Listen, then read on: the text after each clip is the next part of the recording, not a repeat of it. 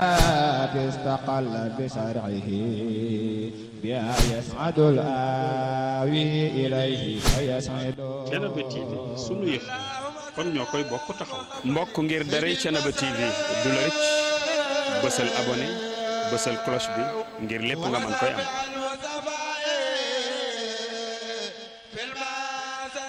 ورثنا هدى عنه فأكرم بإرثه. Professeur, présentez-vous. Je m'appelle Souleymane Dia, je suis le secrétaire particulier du Khalife général de Thiénaba. Nous sommes à la préparation de la commémoration du Mawlud ici à Thiénaba.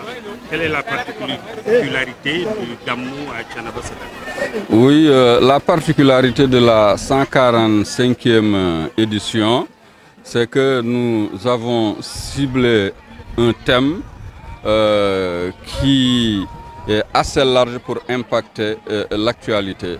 Le thème, c'est éducation, paix sociale, prospérité, les enseignements de l'islam, l'exemple de Thiénaba.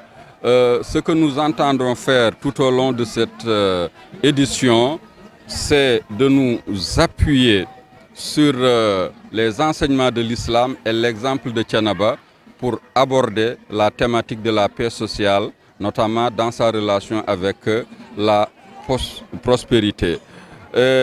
Pour y arriver, nous avons ciblé à travers ce que nous appelons exemple de Thiénaba, l'école de Thiénaba. Pour qu'il y ait école, il faut que 3 critères soient réunis. Le premier critère, c'est la présence et la stature d'un homme érudit, en l'occurrence ici, Mame Amary Ndak. Ce critère est rempli. Le deuxième critère, c'est le ciblage d'un lieu. Cela a été fait depuis 1882 avec la fondation de Thiénaba. Le deuxième critère est réuni. Le troisième critère, c'est la méthode d'enseignement qui doit être spécifique et propre à l'école. C'est sur cette méthode que nous entendrons insister, Inch'Allah, lors de cette édition. La finalité de cette méthode, c'est de faire en sorte que les enseignements de l'islam soient imprimés dans les cœurs et transparaissent dans les actes quotidiens. Et pour atteindre cet objectif, Mame Amary Ndak a transposé son expérience de la résistance et du djihad dans le fonctionnement de son école, dans le fonctionnement de son système éducatif. Pour y arriver, la démarche n'est pas difficile à comprendre. Pendant 5 ans, pendant les 5 ans qu'a duré sa résistance, le quotidien de Mame Amary Ndak, c'était de construire des tatas pour se protéger contre l'ennemi. C'est cette expérience qu'il a transposée dans son système éducatif en faisant en sorte que dans son enseignement, ses fidèles apprennent à construire autour d'eux des tatas virtuels qui les protègent contre les dérives et les tentations.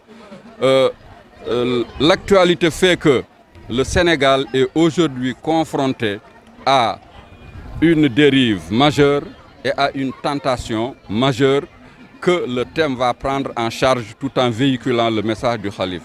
La dérive, c'est que la convergence entre l'insouciance, l'indiscipline et le manque de responsabilité fait que nos routes sont quotidiennement ensanglantées. Dans ce sens, le Khalife lance un appel à tous les acteurs du transport. Il faut qu'ils prennent conscience de leurs responsabilités. C'est quoi leur responsabilité? C'est de transporter en toute sécurité la créature humaine. Pour comprendre cette responsabilité, le Khalife les renvoie à 2 enseignements.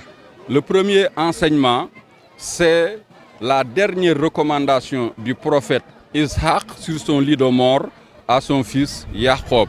Mon fils, ne porte jamais préjudice à la créature humaine. Si tu le fais, tu portes préjudice à quelqu'un qui ressemble à Dieu parce que Dieu l'a créé à son image. Cet enseignement a été repris des siècles plus tard par le prophète Mohammed sallallahu alayhi wa sallam au sermon d'Arafat. Comme vous considérez la sacralité du lieu, c'est-à-dire Arafat, ainsi que vous considérez la sacralité du mois Dhul Hijjah, ainsi que vous considérez la sacralité du jour Yawmul Arafat, considérez de la même façon la sacralité de la vie humaine. Si nous nous conformons à cet enseignement, nous prendrons toute la mesure de la responsabilité qui doit incomber à tout le monde, mais en particulier aux acteurs du transport, pour préserver la dignité et la sécurité humaine. Ça, c'est pour la dérive. Maintenant, la tentation, le message du Khalif qui ira vers cette tentation, c'est que depuis quelque temps, il y a une forme d'accélération des jeunes qui vont à l'assaut de la mer à la recherche d'un paradis qui n'existe pas. Le Khalif lance le message suivant. Ces pays pour lesquels vous êtes prêts à sacrifier votre vie ont été construits par la convergence de deux facteurs.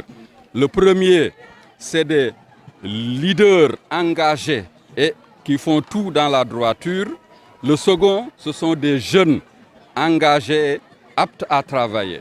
Et pourtant, ces deux critères, par la volonté de Dieu, sont réunis dans le pays. Il y a moins de 7 mois, vous les jeunes, vous vous êtes engagés pour, dans le calme, la sérénité et la paix, élire des leaders dont le choix dans lequel s'inscrivent toutes leurs actions, c'est la droiture. Donc la première condition est réunie. Ils n'ont pas encore fini d'installer leur équipe. Ils fonctionnent sur un budget qui n'est pas le leur. Donnez-leur le temps, au moins, de dérouler leur projet. Si vous êtes trop impatient, vous allez vous dédire.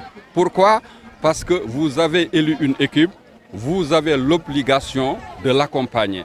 Or, si les jeunes continuent à tout faire pour réaliser leur dualité mortifère Barzakh ou Barcelone, la signification, l'interprétation qu'on peut en faire, c'est que vous avez choisi une équipe, mais vous ne prenez pas le temps de l'accompagner. Le Khalif vous lance donc un message de patience.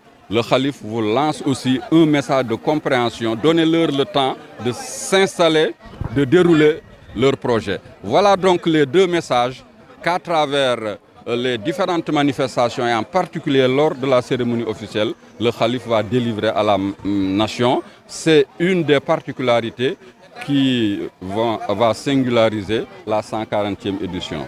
Pour finir, professeur, est-ce que vous pouvez nous venir un peu sur la présentation du Khalif actuel? Oui, le Khalif actuel est le 9e successeur de son grand frère, mais aussi successeur du fondateur, Mme Amary Ndak, qui était là après ces 5 ans de djihad, un périple de 7 ans à la recherche de cet emplacement. Il a quitté ce bas monde en 1895. Son premier successeur, c'est Mame Momar Talla, 1894, plutôt 1946. Le troisième successeur, c'est Serigne Ibrahima Seck, 1946-1973. Suivi par Serigne Alpha, 1973-1988, suivi par Serigne Mamadou Ly Seck, Serigne Ousseynou Khoudia, Serigne Ousseynou Khar, Serigne Cheikh Ahmed Tidiane, Baye Abdourahim. Donc Baye Hassan Seck, depuis 2021, est le 9e khalife d'Amary Ndak, fils de Momar Talla, né à Gossas après avoir voyagé dans toute la sous-région. Son ambition est de moderniser par le travail le visage du chef-lieu et le visage de la confrérie. Et qu'il a, ce Khalif-là, la culture du travail, parce qu'il a tout le temps annoncé, en ces termes, Dama Bëgg Liggéey. Est-ce que vous pouvez nous revenir sur ça? Oui, son slogan, en fait, n'est que le prolongement de la devise inventée par son grand-père, Al-Ba Al-Wa, Allahu Akbar, c'est-à-dire éducation, travail et dévotion. Donc lui, il a ciblé le deuxième élément de la devise pour le mettre en exergue et s'engager dans le travail. C'est pourquoi lui, sa façon de s'inscrire dans la continuité de son grand frère, c'est Dama Bëgg Liggéey. Je veux travailler et développer la confrérie. jërëjëf professeur ñu tënk ko ci wolof rek. waaw ñu tënk ko ci wolof lan mooy liñ mën a jàppe ci gàmmu Thiénaba ren. asalaamaaleykum wa rahmatullah gàmmu ren gi daal bokk na ci li ko màndargaal mooy thème bi nga xam ni bi leen ko sëriñ bi dénkee comité scientifique bi dañ koo tànn mu jàng wala tarbiya jàmmi penc mi ak naataange li ciy njàngalem islaam ni ko Thiénaba jëmale thème boobu nag ñun niñ ko bëgg a indee ren mooy ni ko Thiénaba jëmale dañ koy delloo ci école de Thiénaba école de Thiénaba du caagee nag fu ñuy jànge nii déedéet école boo ko déggee ci diine mooy loo xam ni faw ñetti condition daje pour école mën a am borom xam-xam bu mag bu kenn werantewul maam Amari Ndaak imaami jihaad ji ñaareelu condition bi mooy fa nga koy samp muy Thiénaba gi wër na ko juróom-ñaari at ba yàlla won ko ci 1882 mu samp ko ñetteelu condition bi mooy méthode maanaam façon bi mu fas yéenee jàngalee ren nag ci loolu la ñu bëgg a insister ndax nit ñi xam nañ kan mooy maam Amari Ndaak mais dese nañoo xam lan mooy système mu tarbiyaam lan mooy système mu njàngaleem moo tax ren ñu bëgg a insister niñ ciy insister nag mooy leeral objectif bi maanaam jëmuwaayu tarbiya bi te du dara ludul fexe ba li yàlla santaane ak li yàlla tere yeewe ci xol yi ba cër yi làggi ci ba nitu Thiénaba fu mu nekk nga xam ni kii yor na tarbiya Thiénaba pour loolu mën a nekk nag maam Amari Ndaak méthode bi mu indi mooy la mu jële ca jihaad ja te mooy làggi woon ci liggéey tata yoo xam ni da leen di aar ñoom ñiy xeex ci pexey noon mu indi loola ci ni muy jàngalee mooy lan tàggat yar ay taalubeem ba ku ci nekk mën a wërale sa bopp tata joo xam ni day dox sa digganteeg saytaane ak pakk-pakki jamono loolu nag ren dafa neex a waxtaane ndax dafa am ñaari pakk-pakki jamono yoo xam ni fi mu nekk mi ngi lëmbe réew mi te ñëpp war nañ cee taxaw bi ci jëkk mooy accident yi nga xam ni xongal na cuyu tali réew mi ak dereti nit ñoo xam ni seen yoon nekku ci te li ko indi en tout cas bu ndogalu yàlla weesoo bokk na ci ñi seq transport te seen taxawaay xaw a des sëriñ bi du dugg ci ay détails waaye daal mi ngi leen di fàttali ñaar lim leen di jëkk a fàttali mooy nit bu daggee paas dénk la ay bagage am toog ci sa ginnaaw feek wàccul daf laa dénk bakkanam yow nag da ngaa war a xam liñ la dénk mooy lan pour nga xam ko nag sëriñ bi nee na mi ngi leen di fàttali la Isxaaq waxoon Yaxuub bi mu tëddee ci lal boo xam ne xam na ni dootu fa jóg sama doom fexeel ba bur lor mukk doomu aadama ndax soo loree doomu aadama lor nga nuroo waale yàlla loolu yonente bi ay siècle après dëggal na ko ca xajul wadaa yi ca Arafa maanaam aj gi mu mujj a def ca Arafa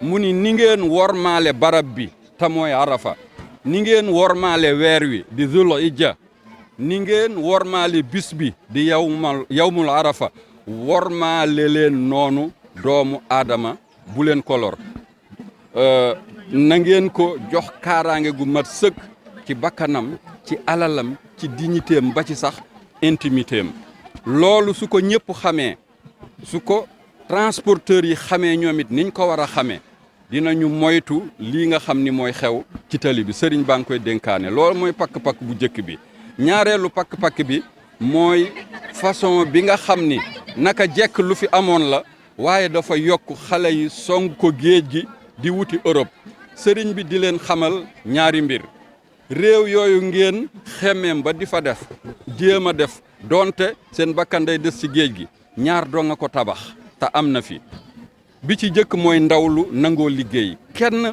werantewul ni ndawi Sénégal nangu nañoo liggéey bëgg a liggéey d'ailleurs mooy tax ngeen def loolu waaye jaru ko ñaareel ba mooy njiit lu jub yéen nangu ngeen a liggéey amagul at mobiliser ngeen ba fal nguur goo xam ni seen déclaration fi ñu fas yéene teg seen tànk mooy lu jub feeñ na ci seen slogan dinañ jubal dinañu jubanti ginnaaw ñaari condition yooyu des na daje nañu sëriñ bi nee na li ci des mooy buñ tuuti ñu yeggale at mi nga xam ni budget bi ñuy dox du seen budget bopp ngeen muñ tuuti ñu installer seen équipe bu ko defee ñoom seen projet bopp mën a dox bu loolu amee te tege ci njub te ñëpp yaakaar naa ni dina ci tege bu loolu amee te ngeen nangoo liggéey te ñëpp xam nañ ni nangu ngeen a liggéey incha allah balaa yàgg la ngeen di wuti Barcelone dina am fii ci Sénégal ba dootu leen jaral barsàq loolu mooy message yu sëriñ bi. xalifa boobu nga junj ndax mën nga ñëw dikkal tuuti ci nan lañ mën a xam ci moom. waaw xalifa bi joxe message boobu te fas yéene ko développé incha allah mooy juróom-ñeenteelu xalifa maam Amary Ndaak wuutu magam Baye Abdourahim wuutu magam Baye Cheikh Ahmed Tidiane wuutu magam Baye Ousseynou Xaar wuutu magam Baye Ousseynou Khoudia wuutu magam Baye Mouhamadou Li Seck wuutu magam Serigne Ibrahima wuutu baayam bi ko jir maam Momar Talla wuutu maamam borom ponc mi maam Amary Ndaak comme mooy juróom-ñeenteelu xalif moom nag fi mu teg tànkam mooy dafa dem ca devise bi fi maamam bàyyi liggéey jàng jaamu yàlla mu téye nikk pour fas yéene koo fésal ñaareelu tomb bi maanaam liggéey loolu lay wax dama bëgg a liggéey lépp am importance d'ailleurs devise bi système la benn élément mënta dem bàyyi boppam ba ca des waaye moom dafa seppi liggéey pour yeggale yéenay magam yi yeggale yéenay baayam yeggale yéenay maamam ba soppi incha allah xar kanamu dëkk bi ak xar kanamu tarixa bi. Merci professeur. استقل بشرعه بها يسعد الآوي إليه فيسعد. Thiénaba TV sunu yëf kon ñoo koy bokk taxaw. mbokk ngir daray Thiénaba TV du la rëcc bësal abonné bësal cloche bi ngir lépp nga mën koy am.